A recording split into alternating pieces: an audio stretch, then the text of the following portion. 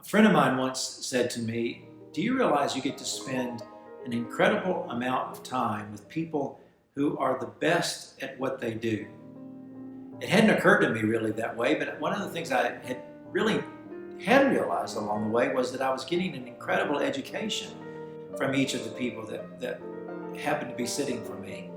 And that was men and women from business, from government, from institutions, universities, hospitals, just people who had achieved such great things in their life and had learned so much. And when they were sitting on the model stand for me, I had the great opportunity to ask them questions as I was working and to learn about their particular lives and their careers. And it's one of the things that intrigues me the most about what I do, and that I can be painting a judge on Monday and a doctor on Friday, or have a young family I'm working with over the weekend. And just the variety of people that come through the door here in the studio make it so interesting.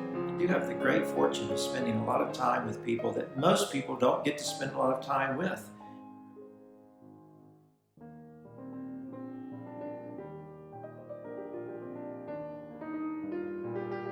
My name is Michael Shane Neal, and I'm an artist that paints portraits.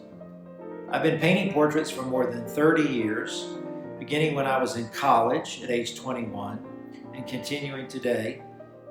It's been my sole way of making my living since college, and I love it today as much as I loved it then. And so each and every day when I get up and come to the studio, I'm determined to do a stronger painting than I did the day before. But I've been on a journey all these years to try to seek to understand how to portray people better, more accurately, both technically and really spiritually, how to capture the essence of the person on the canvas. The first being a challenge, of course, because the craft of painting requires a lot of study, a lot of hard work, a lot of practice. And then the intuitive side of painting requires a lot of sensitivity, a lot of observation, a lot of careful study of the subject matter. And in my case, that's people. So that's my passion. My passion is people, and my passion is art. And I've had the great privilege to be able to connect those two things all of my career. When what the artist is trying to say becomes the absolute most important aspect of what it is they're doing, then that's not a good place to be. And when craft becomes the most important part of what an artist is trying to do, the technical skill of an artist, if that's what's most important, then that's too far the other way as well. There's got to be a happy balance between technical skill and what an artist wants to say. And you balance those two things to produce a wonderful work of art. John Singer Sargent is my hero. He's one of the greatest artists that has ever lived, in my opinion.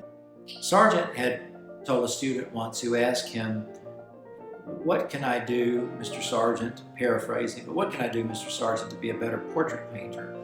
And Sargent said that he would be making a mistake to study just what it took to become a good portrait painter, that he really should be a artist first, to be an artist first, and to master the craft of painting and drawing, and then apply that to all subject matter: landscape, still life, portrait painting, figurative painting, interior painting. And he said, if you want to focus on something like portrait painting, that's fine, but be an artist first. You've got to be very driven, you've got to be very disciplined, you've got to be very focused, you've got to be very intentional, you've got to be very, very, very passionate. You must satisfy yourself to a point, but then you've got to also be dissatisfied to a point. You can't really take your satisfaction too far, or you'll become stagnant and you won't grow. And you can't take beating up on yourself too far, or you'll stop doing this thing. I've spent all these years teaching, and mostly in person, and now I've begun to embrace this new idea for me of teaching online and teaching through the internet. through sites like Patreon or YouTube videos.